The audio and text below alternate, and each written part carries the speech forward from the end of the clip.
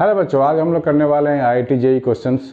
लेकिन सबसे पहले मैं बच्चों को ये बताना चाहूँगा कि जैसे जैसे एग्ज़ाम पास आएंगे, हो सकता है आपको बुरा फील हो सकता है आपको लग रहा होगा कि तैयारी बहुत ही कम है, लेकिन बिल्कुल भी आपको घबराना नहीं है। आपको ना धीरे धीरे तैयारी करते रहनी है और अपने आप को मोटिवेटेड रखना है। बात 1971 की है, जब सैम मानेकशॉ थे हमारे आर्मी हेड। जब वार डिक्लेयर हो गया तो उन्होंने स्ट्रेटजी ये बनाई कि भाई एनिमी को, अपने दुश्मन को इतना ज़्यादा हवा फैला दो कि उनको लगे कि भाई वो जीत ही नहीं सकते। और सच में हुआ भी यही, राइट। क्या हुआ इसमें 1971 वार में? The biggest surrender by any nation, right. 93,000 forces of Pakistan surrendered before India, क्योंकि वो मेंटली हार चुके थे। उनको लग रहा था यार इंडिया बहुत बड़ा ये ताकत दिखा रहा है, इतना हम नहीं जीत पाएंगे, उनसे लड़ना बिल्कुल इम्पॉसिबल है। और 93,000 फोर्सेस ने सरेंडर किया था। Can you imagine? तो ये माइंड गेम होता है, माइंड गेम खेला गया। तो ये माइंड का ही खेल है बच्चों पूरा। आपको लगता है अरे यार ये तो बहुत मुश्किल एग्ज़ाम है, नहीं कर पाएंगे, बोर्ड भी देना है, JEE भी देना है, कैसे होगा। बहुत सारे बच्चे मेंटली परेशान होकर के, थक करके उस हवे में, खौफ में आ जाते हैं और एग्ज़ाम की प्रिपरेशन ड्रॉप कर देते हैं। उनको लगता है नहीं यार अब ड्रॉप किया जाए, नहीं हो पाएगा। तो सब यहाँ का खेल है। अगर आप यहाँ से मेंटली स्ट्रांग है तो आप बड़े आराम से करते रहोगे, आपको कोई भी घबराहट नहीं होगी और आप अपने एग्ज़ाम में लगे रहोगे। तो जो बच्चे ड्रॉप कर चुके हैं तो वो कॉम्पिटिशन्स को लोअर डाउन कर देते हैं, इसलिए आने वाले दिनों में बहुत सारे बच्चे ड्रॉप कर भी देते हैं रियली में। उनको लगता है JEE अब नहीं हो पाएगा, बोर्ड ख़राब हो जाएगा, और वो स्ट्रैटेजी नहीं बना पाते हैं कि भाई JEE और बोर्ड को एक साथ कैसे हैंडल किया जाए। ठीक है, तो हमें ड्रॉप डाउन नहीं करना है अपने आप को, हमें नीचे नहीं गिराना है। वी आर हाईली मोटिवेटेड और हमने आपके लिए माइंड कोच भी रखा है अब तो आप एक्सेस कर सकते हैं। ज़्यादा डिटेल के लिए आप हमसे बात कर सकते हैं और अपने आप को मोटिवेटेड रख सकते हैं, क्योंकि हमें एनी हाउ एग्ज़ाम तो फोड़ना है, JEE भी फोड़ना है और बोर्ड में भी 98% चाहिए हमारे को। और ये सब संभव है, हर एक साल बच्चे करते ही हैं। आप जैसे बच्चों के लिए सिलेबस बना है और आप लोगों के लिए ही सब कुछ है ये। तो है बच्चों, एक क्वेश्चन हमारे सामने है जो डिफरेंशियल इक्वेशन का है, 2022 में आ चुका है JEE में। ये क्वेश्चन भी बहुत सारे बच्चे देख के भाग जाएंगे, बोलेंगे अरे यार इतना बड़ा कौन करेगा। तो फिर से यहाँ माइंड गेम शुरू हो जाता है क्वेश्चंस का। और JEE आपके माइंड को टेस्ट ही तो करता है ना। कोई भी बच्चा कितना मेंटली प्रेशर को झेल सकता है। कोई भी बच्चा इस बड़े सारे क्वेश्चंस को देख करके उनको लगेगा यार ये तो होगा ही नहीं, भाग चलो छोड़ दो, राइट। ये सब स्किल्स जो आप सीखोगे अभी के टाइम, ये आपको आने वाले लाइफ में भी बहुत सारा ये आपको हेल्पफुल होने वाला है। जब आप कॉर्पोरेट में जॉब करोगे, कॉलेज में जाओगे, कॉलेज में भी प्रेशर मिलेंगे आपको, उसके बाद भी प्रेशर मिलेंगे आपको, और प्रेशर का जो लेवल है वो बढ़ता चला जाएगा। तो अभी से ही आप लोग प्रेशर को झेलना सीखो, अभी से ही थोड़ा स्मार्ट स्टडी करो और अभी से ही थोड़ा फोकस्ड हो जाओ, ताकि सारे प्रॉब्लम्स को एक एक करके सॉल्व किया जाए। जब आप किसी कंपनी में जॉब करोगे, बड़े पोस्ट पे जाओगे, तो प्रेशर भी तो इंक्रीज होता जाएगा ना। तो प्रेशर को हैंडल कैसे करते हैं वो अभी से ही आपको सीखना पड़ेगा।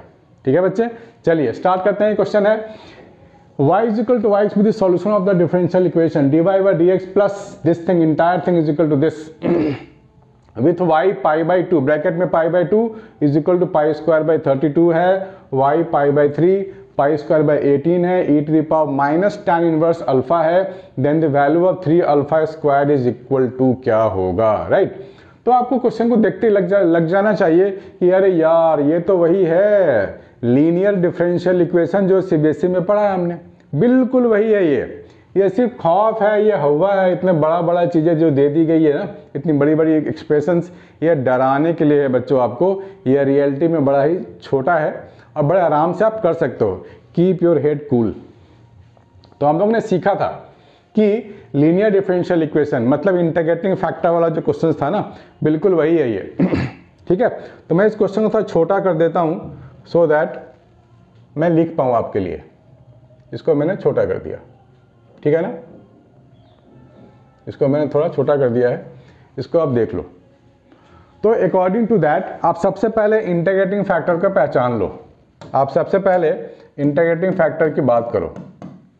आप यहाँ देख पा रहे हो y के साथ √2 है और ये नीचे में क्या है, 2 cos पे power 4x minus cos 2x है ये, ठीक है ना।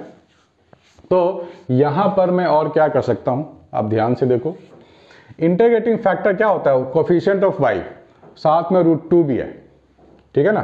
तो मैं लिखूंगा e⁻√2 upon 2 cos 4x minus of cos 2x integration ये हो जाएगा dx, ठीक है ना। ये फैक्टर आपको मिल रहा है, देख रहा है। तो 2 cos 4x minus cos 2x। तो यहाँ पे बच्चे कंफ्यूज होते हैं कि अब किसको क्या लेके आगे बढ़ें, इसको स्टार्ट कैसे किया जाए। तो बच्चों यहाँ पर आपको ध्यान देना पड़ेगा, यहाँ 2x एंगल है, यहाँ सिंगल x एंगल है। तो आपको हमेशा सिंगल x वाले एंगल पे फोकस करना है। इसका मतलब ये हुआ कि आपको cos 2x को ना सिंगल x एंगल तक जाना पड़ेगा। ये तो सिंप्लीफाइड है, cos 4x सिंगल एंगल है, सिंगल एंगल तो सिंप्लीफाइड वर्जन ही बोला जाता है। लेकिन यहाँ cos 2x हो, cos 3x हो, cos 4x हो, तो आपको इसको कन्वर्ट करना पड़ेगा। किसमें? या तो cos x में या नहीं तो sin x में कन्वर्ट करना पड़ेगा आपको। यहाँ पहले से ही cos है तो मैं चाहता हूँ इसको भी मैं cos के टर्म में लिखने की कोशिश करूँ, ठीक है ना। तो हम लोग इंटीग्रेट जो करेंगे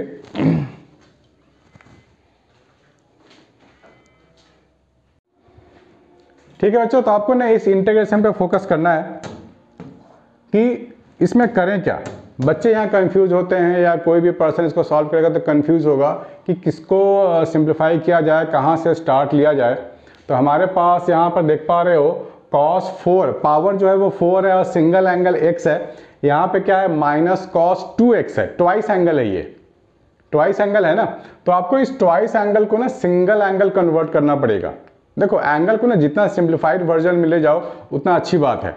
यहाँ पे x एंगल है, सिंगल x है तो वो बहुत अच्छी बात है, लेकिन यहाँ पे ट्वाइस x है। तो आपको क्या सोचना है कि इस ट्वाइस x को सिंगल x कैसे बनाया जाए, ठीक है ना। इस पे जोर होना चाहिए। पहला जो स्टेप 1 होगा वो ये होगा, ठीक है। तो करते हैं, इसको आप अलग से नाम दे दो, इंटीग्रेशन को अलग से आप इंटीग्रेशन नाम दे दो। ये आपको मिल जाएगा 2 cos 4x minus cos 2x को ब्रेक करेंगे तो क्या लिख सकते हैं हम लोग? cos 2x को ब्रेक करेंगे तो 2 cos स्क्वायर x माइनस 1 ये लिख सकते हैं ना। इसको थोड़ा मैं अलग से लिख के सिंप्लीफाई कर लेता हूँ। मेरे को क्या मिलेगा? 2 cos, अब इन दोनों में क्या है? 2 cos स्क्वायर x में कॉमन ले लेता हूँ, 2 cos स्क्वायर x कॉमन ले लूँगा तो क्या मिलेगा? cos स्क्वायर x, ठीक है ना, माइनस 1 ये मिलेगा मुझे। मैं सिर्फ इतने की बात कर रहा हूँ, ये मिलेगा मुझे। अब इसको थोड़ा सा और सिंप्लीफाई कर लिया जाए तो माइनस 2 cos स्क्वायर x को 1 minus cos square x plus 1 ये लिख सकते हैं ना। तो 1 माइनस cos स्क्वायर x को क्या लिखते हैं? सबको मालूम है, sin स्क्वायर x हो गया ये। तो ये हो जाएगा sin स्क्वायर x, ठीक है ना। तो इसको मैं लिख सकता हूँ 1 minus 2 sin square x cos square x, 1 minus 2 sin square x cos square x। इसको मैं फर्दर कैसे लिख सकता हूँ? और इस पूरे को इसको मैं लिख सकता हूँ sin square x plus cos square x का होल स्क्वायर। इस 1 की जगह मैं लिख सकता हूँ ना sin square x plus cos square x whole square लिख सकता हूँ मैं, minus of 2 sin square x cos square x, ठीक है। मैंने क्या किया? मैंने 1 को से रिप्लेस किया किससे? sin square x plus cos square का होल स्क्वायर, ठीक है ना। इसको तो एज इट इज लिख दिया मैंने। इसको अगर मैं ब्रेक करूं, इसको अगर मैं ब्रेक करता हूं तो क्या मिलेगा मुझे? sin 4x plus cos 4x plus 2 sin square x cos square x minus 2 sin square x cos square, ये दोनों कट जाएंगे। आपको क्या मिल गया? ये सिंप्लीफाइड वर्जन है, इससे ज़्यादा सिंप्लीफाइड वर्जन आपको मिलेगा ही नहीं। sin to the power 4x plus cos to the power 4x, ठीक है ना। तो इस पूरे इंटीग्रेशन की जगह आपको ये लिखना है, तो लिख लेते हैं, इसको हटा दें, ठीक है ना। इसको हटा करके नया इंटीग्रेशन लिख लेते हैं, sin 4x plus cos 4x। इतना तो मालूम पड़ गया कि मुझे इसी को इंटीग्रेट करना है। अब sin 4, इससे सिंप्लीफाइड वर्जन आपको नहीं मिलने वाला। तो मैं लिख रहा हूँ √2 को बाहर निकालो, dx हो गया ये। आपको क्या लिखना है? sin 4x plus cos 4x ये लिखना है आपको, ठीक है, बढ़िया। तो इसको थोड़ा सा और सिंप्लीफाई कर लें।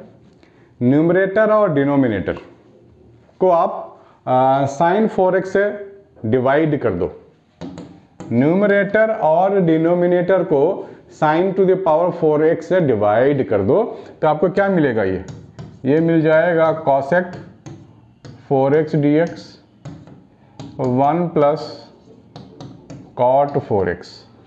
कॉट पे पावर 4 है, ध्यान रखना है ना, कॉट पावर 4 है। क्योंकि मैंने ऐसा इसलिए किया कि कॉट को डिफरेंशिएट करेंगे तो माइनस कॉसेक स्क्वायर मिलता है, तो वो मुझे रास्ता यहाँ से दिख गया था इसलिए मैं यहाँ तक आ गया। ठीक है, मुझे नहीं पता कि ये सही है कि नहीं, लेकिन मेरे को तो सही लग रहा है अभी तक, क्योंकि कॉट को अगर मैं t ले लेता हूँ, कॉट x को let cot x is equal to t। ठीक है ना। अब देखो बहुत सारे बच्चे यहाँ शॉर्टकट आंसर मांग रहे हैं, सर शॉर्टकट दीजिए। अरे भाई हर एक चीज़ का शॉर्टकट नहीं होता, आपको ना प्रोसेस फॉलो करनी पड़ेंगे, मैथमेटिक्स सही है। कॉट x को आप t ले लो, t हो जाएगा minus cosec square x dx is equal to dt, ये मिलेगा। ठीक है ना। तो इसको हम फर्दर कैसे लिखेंगे, इसको हम लोग फर्दर कैसे लिखेंगे, कॉसेक स्क्वायर x dx ये हो जाएगा माइनस dt, इस माइनस को आप यहाँ ले जा सकते हो, तो कॉसेक स्क्वायर एक टर्म हो तो अभी भी बच गया ना, ये हो जाएगा माइनस ऑफ dt और ये हो जाएगा 1 plus t to the power 4। Cosec square और कॉट 4 में कोई रिलेशन है क्या, कॉसेक स्क्वायर और कॉट 4 में कोई रिलेशन है, कर लेते हैं फाइंड। मेरे को तो ये मालूम ही है कि sine square x plus cos square x 1 होता है। ठीक है, तो मैं डिवाइड, अगर मैं साइन से डिवाइड कर दूं तो 1 हो जाएगा, साइन स्क्वायर x से डिवाइड कर रहा हूं मैं, और ये कॉट स्क्वायर हो जाएगा और ये कॉसेक स्क्वायर x हो जाएगा। तो कॉसेक स्क्वायर x की जगह मैं 1 प्लस कॉट स्क्वायर लिख दूंगा, यहाँ पर 1 प्लस कॉट स्क्वायर, और कॉट s को तो t लिया हुआ है, तो हो जाएगा 1 प्लस टी स्क्वायर। ठीक है ना। तो मैं लिख सकता हूँ √2 into 1 plus T square minus of d t upon 1 plus T to the power 4। ठीक है ना। इसको नोट करो जल्दी से, ये हो गया 1 प्लस टी स्क्वायर और नीचे क्या है 1 plus T to the power 4 D T आ गया है। तो इसको आप अलग अलग भी करके सॉल्व कर सकते हो। ठीक है ना, इसको आप अलग अलग करके भी सॉल्व कर सकते हो। यहाँ तो जल्दी जल्दी लिख लो, क्योंकि यहाँ पर अब ये सिंपल होने वाला है, अब ये आपको सिंपल मिलेगा, सिंपल वर्जन मिलेगा। ठीक है, this is the simplified version.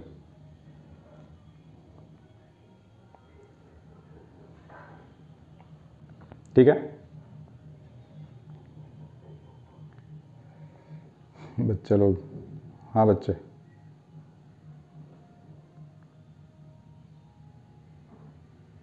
ठीक है आगे बढ़ें। तो इस तरह के क्वेश्चन में भी बच्चे फंसते हैं, ये भी हमने सीबीएसई लेवल में से किया हुआ है।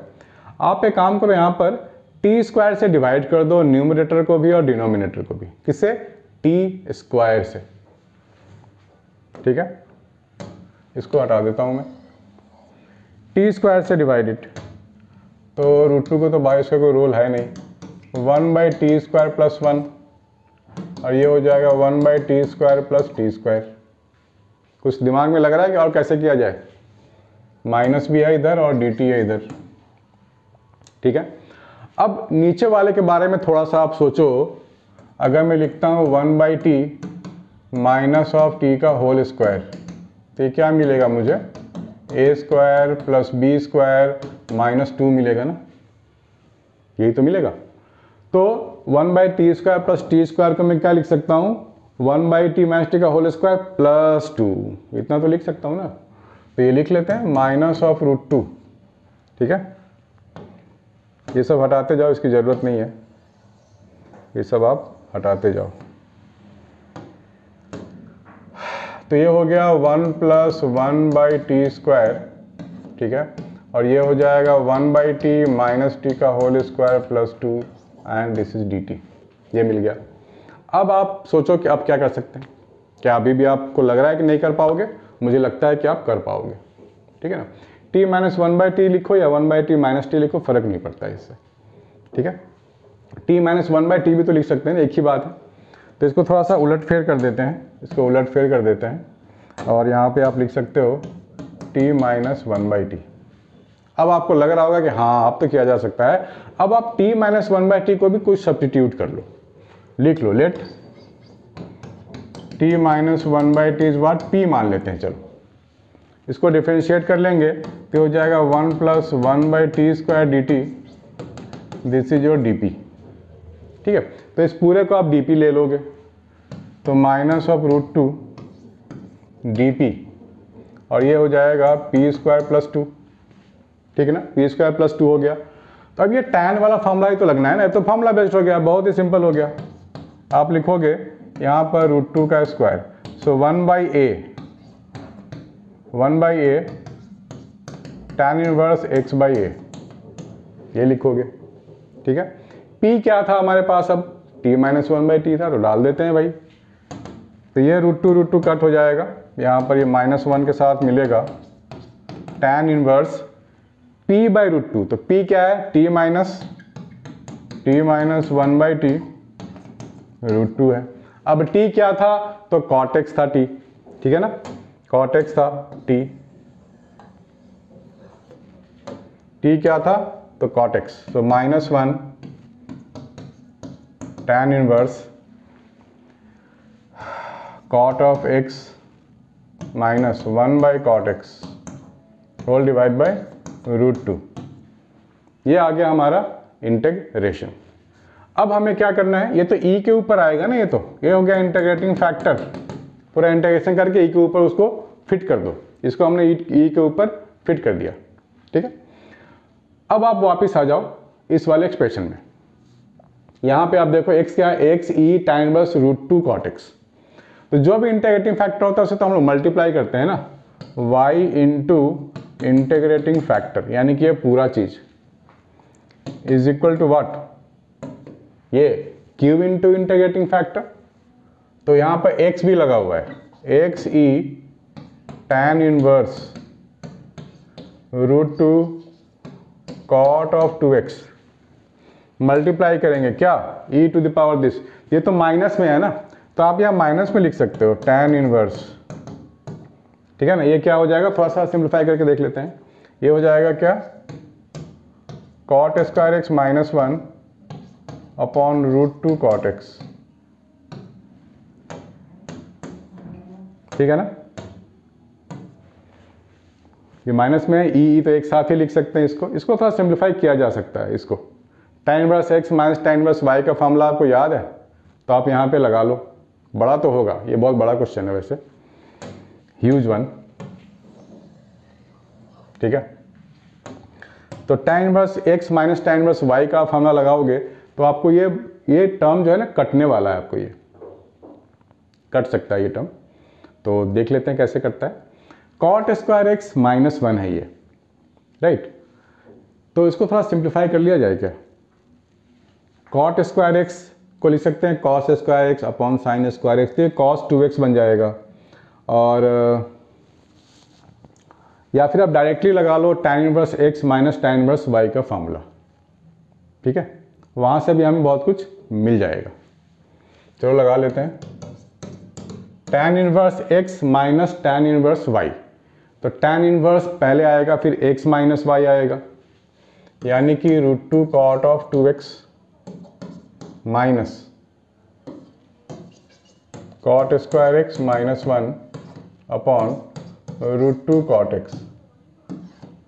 ठीक है, x minus Y upon one plus X Y root two cot of 2x into cot square x minus one upon root two of cot x, तो रूट टू चला जाएगा। ठीक है, यहाँ पर हम लोग करने वाले हैं फर्दर सिंप्लीफाई, तो हमारे को बहुत ही सिंपल सा टर्म मिलने वाला है। ठीक है बेटा, ठीक है।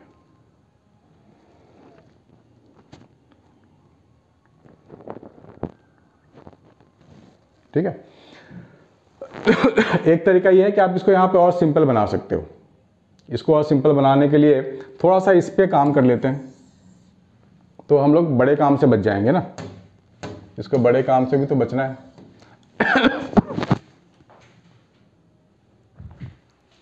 cot स्क्वायर x, यहाँ पे हमारे पास क्या है, cot स्क्वायर x है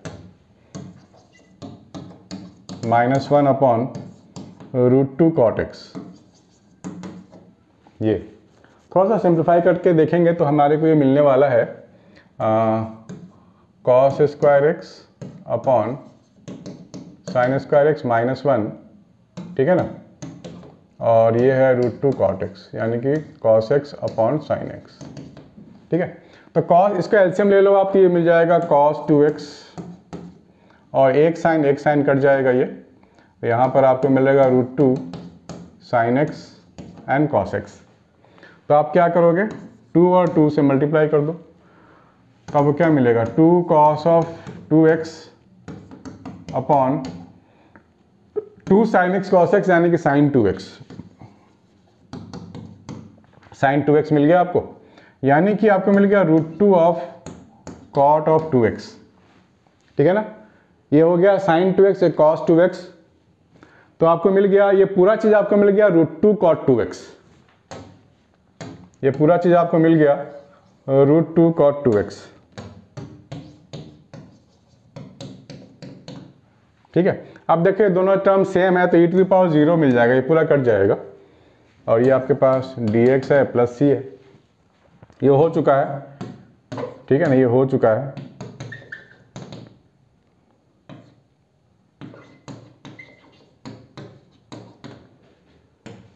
इज इक्वल टू x, यहाँ सिर्फ x बचेगा, x ds का इंटीग्रेशन करेंगे तो क्या हो जाएगा, x² / 2 प्लस ऑफ c। ये हो चुका है आपका इंटीग्रेशन। अब आप इस कंडीशंस को फॉलो करके बड़े आराम से आंसर तक पहुंच सकते हो। तो पूरा आंसर भी फिनिश कर देते हैं, राइट। तो यहाँ पे बोला गया x की वैल्यू अगर आप π/4 लोगे तो y की वैल्यू होगी π² / 32। तो y की जगह डाल दो आप π² / 32 इंटू x की जगह आप डालोगे π/4, तो ये cot 2x है ना, x से π/2, तो cot ये 0 मिल जाएगा, e⁻0 1 हो जाएगा, ये 1 हो जाएगा, और x की जगह π/4 तो आप यहाँ डालोगे तो π² / 32 हो जाएगा ये। तो ये तो c की वैल्यू 0 आ गई, यहाँ पे c की वैल्यू 0 आ गई, यहाँ पे वापस आओ c की वैल्यू 0 डाल दो। अब आपको क्या चाहिए, आपको क्या चाहिए, अल्फा की वैल्यू, तो वापस यहाँ पे आओ π/3 डालो अब x की जगह, तो y आपको देगा ये सब चीज। तो y की जगह मैं लिख रहा हूँ π² / 18 e⁻- tan इनवर्स अल्फा, ठीक है ना, tan इनवर्स अल्फा। अब यहाँ पे क्या था, tan इनवर्स के साथ क्या था, √2 cot 2x, ठीक है ना। चलो आगे बढ़ते हैं थोड़ा सा, और x की जगह मैं लिखने वाला हूँ π/3 एज पर इंस्ट्रक्शन। तो π/3 यहाँ पे डालेंगे हम लोग, तो ये 2π/3 हो जाएगा, cot 2π/3,